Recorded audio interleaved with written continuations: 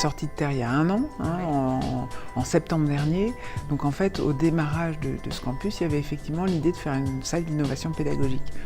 En revanche, c'était une idée, mais on ne savait pas ce qu'il y aurait derrière. Il a fallu défricher un peu le monde des Learning Labs et aller voir ce qui se faisait, veiller et butiner pour avoir quelques idées. Je suis allée voir, je sais pas, la D-School, je suis allée voir le School Lab, je suis allée voir, je suis allée dans le Marais et dans le Sentier, voir un peu tous les espaces d'innovation qu'il y avait. Je suis allée voir des espaces de coworking. Quand je pars à l'étranger, je regarde ce qui se passe dans les grandes villes.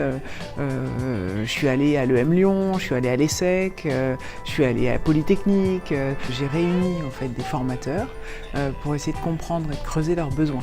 Je me suis assez vite rendu compte qu'en fait, je trouvais que les processus de création de l'ingénierie pédagogique étaient très longs. Un cahier des charges, une analyse de la demande, etc.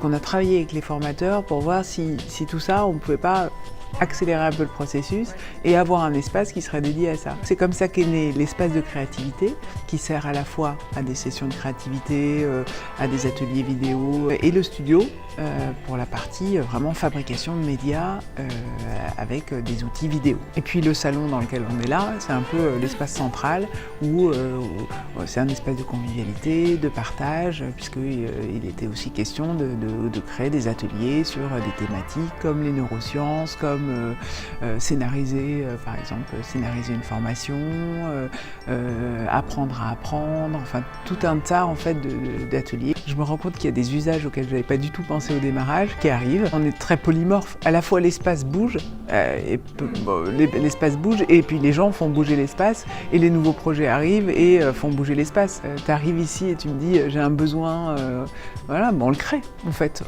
Il n'y a pas de contraintes, il n'y a pas de process. En fait, on est un peu une start-up dans un grand groupe. Tu veux faire un bootcamp ou un hackathon sur je sais pas quel projet, bon, on bouge les meubles, on fait quoi, on fabrique, on conçoit les outils. Alors, c'est un peu fait maison, hein.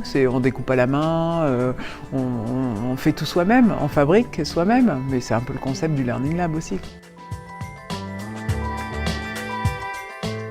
Pour la partie vidéo, on a acheté un RapidMOOC.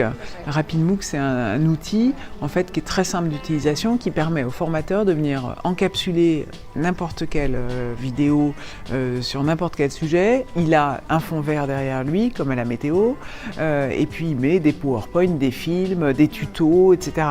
Et donc tout seul, en fait, on l'accompagne au début, et puis tout seul, il peut lui-même enregistrer ses vidéos très rapidement. Le but de tout ça, en fait, c'est de digitaliser la formation aussi et de faire en sorte que les formateurs finalement se disent pas « Oh, un MOOC c'est ultra compliqué à faire ».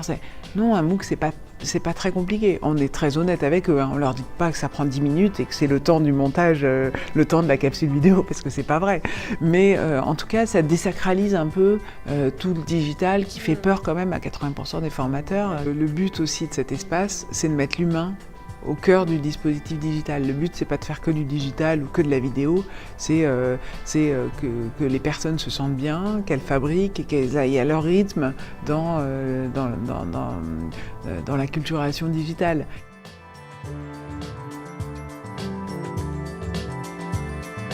Oui, alors c'est très efficace. Aujourd'hui, il y a un atelier vidéo qui se passe en ce moment, donc les gens viennent apprendre à concevoir une vidéo, un teaser vidéo pour leur formation, ils repartent avec. Donc 2 jours après, c'est sur l'intranet ou sur notre LMS pour faire le teaser de la vidéo. Donc en fait, on voit tout de suite les résultats. On a vu aussi des conceptions de formation en mode agile qui ont été... effectivement, les gens m'ont dit ça va beaucoup plus vite. Mais forcément, oui, ça va beaucoup plus vite. On les met en face de personnes qui sont capables de faire de la formation, de faire des ateliers de créativité, de design thinking pour les formateurs. Parce que le problème du design thinking, c'est que c'est général. C'est très large, c'est des méthodes de créativité.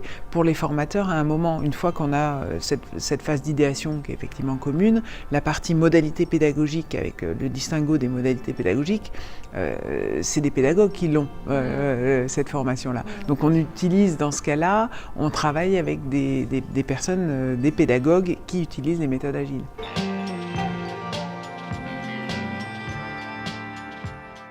Il y a un Learning Lab qui va sans doute se créer chez EDF, un deuxième, et on travaille en collaboration.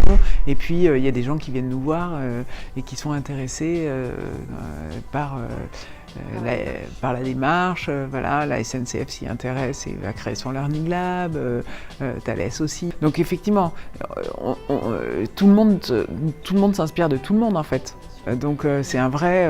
et en plus, il n'y a pas d'effet, il n'y a pas de protection. Il y a aussi un réseau des Learning Labs qui a été monté par le M Lyon et où il y a beaucoup d'entraide. En fait, on a un petit waller et du coup, sur ce waller, on s'échange des trucs et astuces. Où est-ce que tu as acheté ceci, cela? Et puis en même temps, sur aussi plus des dimensions de recherche et des sujets de recherche sur lesquels on travaille. Parce qu'un Learning Lab doit aussi avoir un sujet, une sorte de fil rouge de recherche.